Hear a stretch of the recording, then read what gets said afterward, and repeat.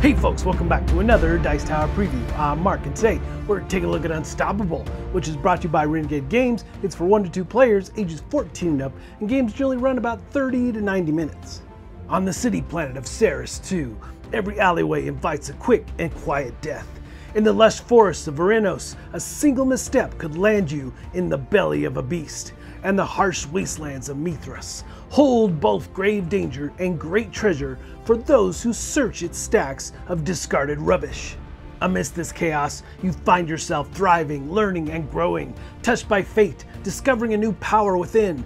But a new danger shadows the future of all three worlds, and few can see how precarious the situation truly is.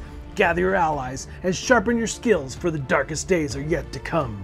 There's a world-ending menace that you must defeat. The goal of Unstoppable is to defeat that boss that threatens the very way of life in your star system. Even as a heroic figure with cosmic potential, you won't be capable of such a monumental task at the start, and there are many other smaller threats that you must keep at bay in the meantime. So train your powers, use your resources, and recruit new allies to your side. Train, upgrade, and become unstoppable. So this is a deck builder and a card crafter. I love that aspect. John DeClaire is one of my favorite designers. He does such a good job. I am going to be pretty excited about this one, I can already tell you right now. I've played a couple times, only solo though, and that's another thing, is that I don't generally play games solo. But this one had me fully engaged, and I cannot wait to play again. So there's really 3 different types of cards. You have your core cards, you have your threat cards, and you have upgrade cards. So that is all going to be used in combining and crafting cards. Now, obviously, you're going to be doing a fair amount of setup the first time you play. There's several card types and things you need to know and sleeve ahead of time. But those different cards, first we have the core cards. Now there's 2 different types. You've got ally cards and you have tactic cards. These tactic cards are going to be played, use their effects, and then they're discarded at the end of the round. But ally cards stay in play, and you will exhaust them and then refresh them through the course of play until you get to a point where you've run through your threat deck and you level up. And then you're going to be resetting things. All the cards will get discarded. You can have 3 cards in hand still, but those cards will get discarded to help create the next threat deck you're going to be going through. And action points is how you're going to get these cards into play. Every round you're going to have 3 action points to work with, but there are additional action points to be had through upgrades and various means. So at the top of your card on the very right will show you what it's going to cost you in action points to put that card into play. Below that is the faction. Now obviously putting together different factions and using them in combination will give you some synergies that you really are going to need through the course of the game. And below that in the middle is going to be your type of card. Is it an ally or is it a tactic? And below that is the effect that's going to take place when you use it and all the different icons. And there's a really handy reference guide to help you through the course of play about what all the different icons do, as well as the different keywords that you have to keep in mind as you play. The bottom corner of the card shows you the level of that particular core card. Now, at the very top here, you can see we have our draft row, and you have this 2 dual discs that you're going to be upgrading with through the course of the game. When you run through the threat cards, this disc will move, but there's a smaller disc inside of it, and you can get upgrades for the cards that you create that will move the smaller disc up the line. So when you draft cards, you will potentially be at a little bit higher level than you actually are. And what's neat about this phase of the game when you draft these is that you're going to pull 3 from your current level, and you're going to pick one and discard the others at the bottom of the deck. Now the thing with that though is that you don't pay any cost. You're just going to be creating this card or starting to set it up. Now you do have a boss, which we'll get to the bosses. They are very different, which is really neat. But the thing here is that you put together another threat deck based on the boss, and when you draft these cards, you will be combining them with that threat deck, and you'll not look at the backside of it because you won't know what's going to happen with those yet, but you'll create that and it's going to go right to your hand, so you can use it right away in that particular round. So it is a very interesting aspect because not only are you creating the card for yourself, but you're creating what your threat level is going to be in that next set of cards for future rounds. Now these are constructed cards, so on the other side is going to be your threat card. Now these are horizontal when they come into play. You have the name of the card and you have a couple different icons on the right. First is what its attack strength is going to be.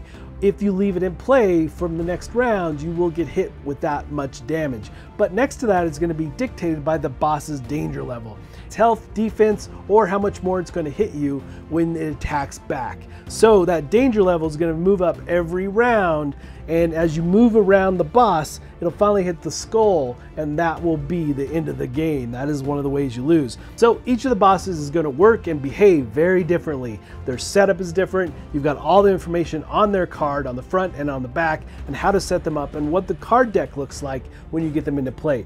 I am playing with the suggested one that they have you begin with, the Harbinger, but there's so many different variations of how these play. It really changes the game when you use a different boss. The bottom left corner of the threat card is going to show a bonus. So if you defeat this card, that will activate before you put it in hand. And that's one of the nice things. When you defeat these cards, they flip over into your hand. So you'll be using them and activating through the course of this round or even the next and so forth. So that bonus though, all kinds of different things. You could have an extra attack with that bonus. You could get credits or coin, or you might get another action point. So many different things. All the icons again are listed on the reference guide, and some of these cards might have a keyword like taunt.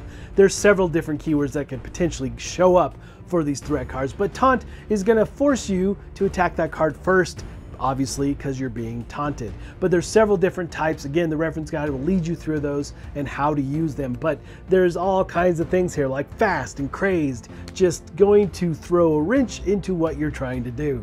And then we have upgrade cards. The thing you have to be mindful about upgrade cards is that they're going to slide in between your core card and the threat card on the back side. And they're going to not only upgrade you, but they upgrade the threat as well. At the bottom of these upgrade cards will show you what the threat's going to get. It might get more damage when they attack you, things like that.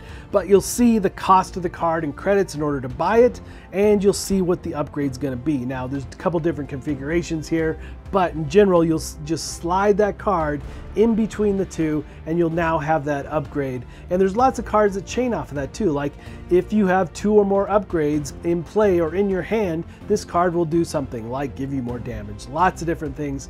So upgrading is going to be key, and getting coin through the course of the game will allow you to do that. Now within your play area, this beautiful player mat, you'll have your own player board, which you'll be storing your action tokens on. You'll have your character portrait, which will help you set up your deck at the beginning of the game. On the flip side, it'll show you what cards to add.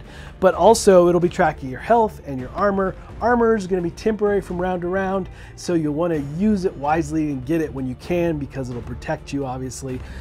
You will also have a place to store your credits and the threat deck. Once again, the threat deck runs out, then you will level up your character and kind of reset everything. But it will also lead you through the phases of the round. Now there's a few phases within each of the rounds, each of the turn sequences that you're doing.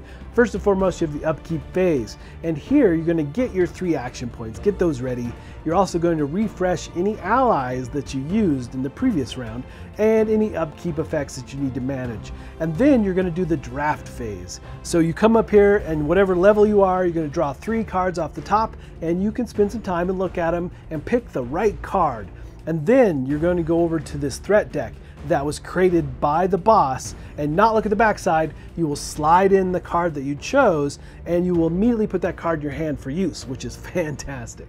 So it really does bolster your hand for use, but down the road it's going to add to the threat deck. Now, there are ways to eliminate cards as well through bonuses and upgrades, but in general, as you acquire cards, just know that it's also adding to your threat that's going to be coming out later after you've leveled up and so forth. So it's definitely an interesting mix as you craft these cards and get them ready and try to deal with the boss. Now, this particular boss, as you're fighting him, you're going to be trying to do 12 points of damage for a single play, or 24 points of damage if you're doing a dual play. But he has his own set of cards and they'll come into your hand as you level up, and then as you defeat them, it will do damage to the boss, so that's really cool.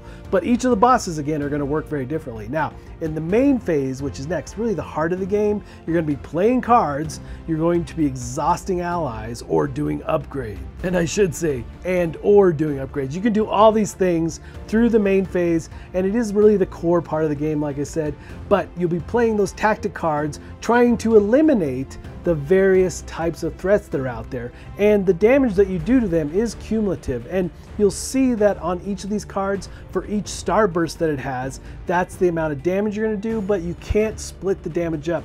Like if you have a starburst that does 6 points of damage, you have to do all 6 to a card. But if you have 3 icons, then you can do separate damage to different cards and so forth. So you obviously are trying to go after them and also bolster your money in order to get more upgrades, trying to upgrade, and you can choose the order you do these things in. You can upgrade your cards and then do attacks, so lots and lots of options available to you. Then it's time for the threat phase. As long as you're still being threatened, there are still cards in play, and they will do damage to you through your health, through your armor, whatever you have available.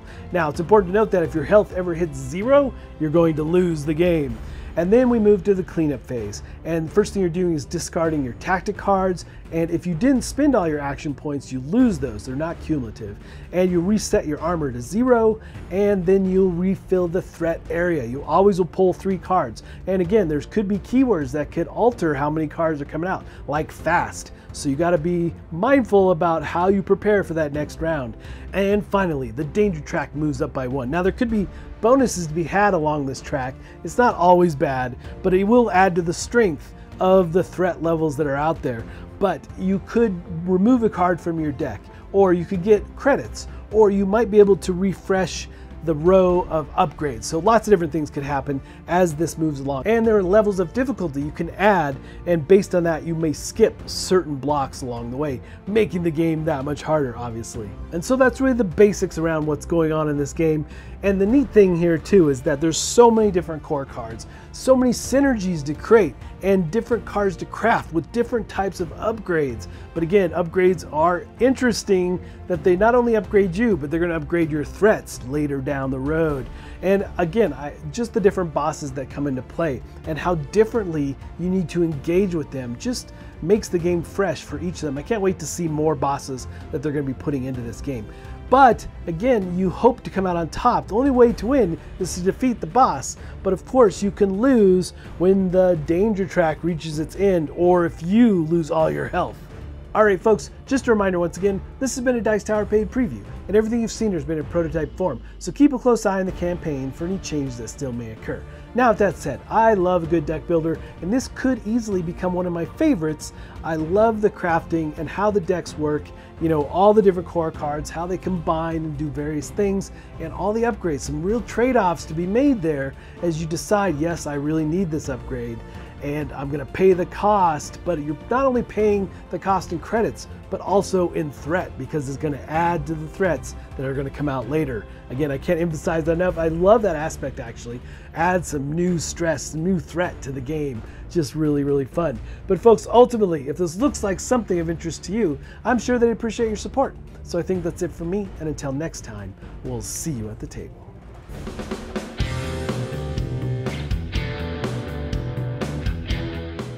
Hey everybody, thanks for watching this video. If you like this review or whatever you just watched, wasn't it amazing?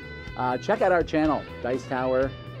We have all kinds of things. We review games, we do top 10s, we play games live. It's all about board games, but especially the people who play them. Check out Dice Tower YouTube channel.